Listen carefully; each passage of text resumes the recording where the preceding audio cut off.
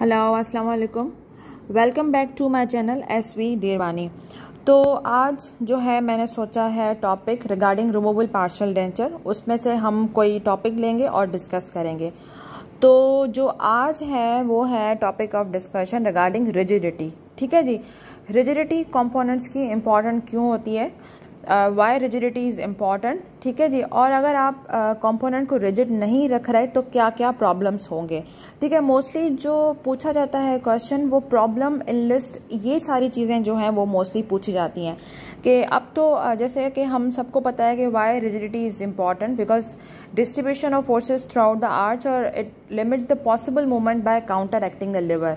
ये तो एक बहुत सिंपल था। ठीक है, अब जो अगली चीज़ पूछी जाती है वो ये पूछा जाता है कि अगर आपने कंपोनेंट को रिजिड नहीं रखा, स्पेशली मेजर कनेक्टर का, तो फिर क्या प्रॉब्लम्स होंगे। इसका क्वेश्चन जो है जिस तरीके से पूछा जाता है वो मैं आप लोगों को बताऊंगी और वही क्वेश्चन मेरी स्क्रीन पे भी आप लोगों को शो हो रहा होगा। ठीक है, अब क्वेश्चन ऐसे कुछ पूछा जाता है, what problems patient may come across after the insertion of partial denture having a non rigid major connector.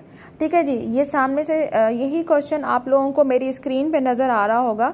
मैं रिपीट कर रही हूँ, what problems patient may have come across after the insertion of partial denture having a non rigid major connector.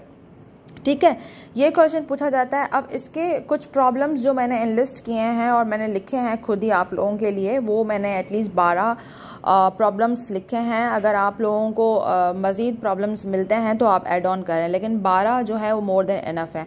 तो वही मेरी अपनी hand writing में मैं पिक्चर आप लोगों के लिए मेरी स्क्रीन पे सामने से आ रही होगी।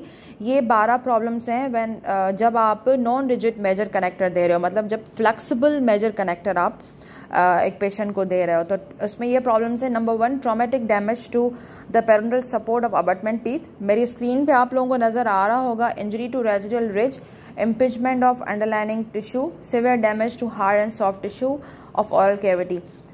मेरे ख्याल से पढ़ने की ज़रूरत नहीं है, आप लोग सामने से जो है ये वाला पिक्चर जो है मेरी वीडियो में आप देख लें। मैंने 12 प्रॉब्लम्स बताए हैं। ठीक है जी, तो अगला क्वेश्चन ये पूछा जाता है कि फोर्सेस को आप कैसे मिनिमाइज करोगे, ऐसा क्या करोगे कि ये सारे फोर्सेस मिनिमाइज हो after giving the rigid major connector, फिर भी आपको फोर्सेस को मिनिमाइज करना है।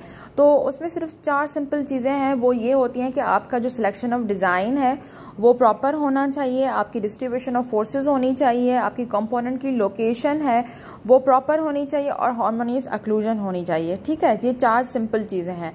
उसके बाद अगला क्वेश्चन ये पूछा जाता है कि भाई आपने रिमूवेबल पार्शियल डेंचर दिया लेकिन वो फेलियर में गया, तो फेलियर के रीज़न क्या है, ऐसा क्या हुआ कि वो फेलियर की तरफ गया।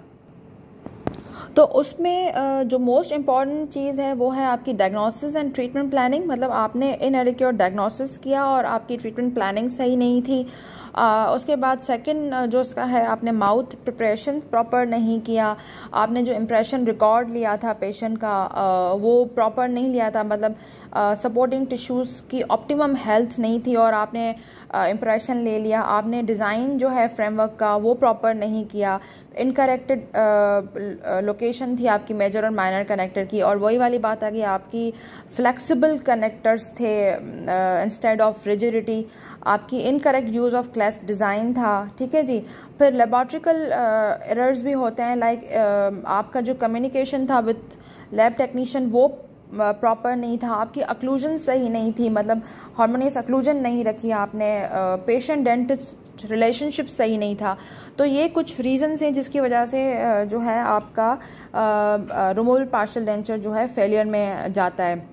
तो ये 2-3 इम्पॉर्टेंट चीज़ें थी। ये लगते बहुत सिंपल टॉपिक हैं लेकिन मोस्ट कॉमनली ये पूछे जाते हैं और प्रॉब्लम इन लिस्ट तो पूछी जाती है, इसलिए 12 प्रॉब्लम मैंने लिस्ट किए हैं। अगर आप लोगों को मज़ीद प्रॉब्लम्स मिलते हैं तो आप उसमें ऐड ऑन कर लें। ठीक है जी, नेक्स्ट वीडियो जो मैं बनाऊंगी वो भी रिमूवेबल पार्शियल डेंचर भी बनाऊंगी और उसमें भी मतलब फिर हम डिस्टल एक्सटेंशन में जो प्रॉब्लम्स होते हैं वो डिस्कस करेंगे और फिर उनको कैसे मैनेज किया जाता है वो डिस्कस करेंगे। तो फ़िलहाल के लिए मैंने सिर्फ ये चीज़ें रखी हैं कि फेलियर क्यों होगा और अगर आपने रिजिड नहीं रखा मेजर कनेक्टर तो क्या प्रॉब्लम्स होंगे और आप फोर्सेस को कैसे मिनिमाइज करोगे। ठीक है जी, तो आज की वीडियो यहीं ये इतनी ही थी। जब तक आप मेरे चैनल को लाइक करें, सब्सक्राइब करें और वीडियो को शेयर करें, तो नेक्स्ट वीडियो मैं बहुत जल्दी अपलोड करने वाली हूँ। तब तक मुझे दुआओं में याद रखें। अल्लाह हाफ़िज़।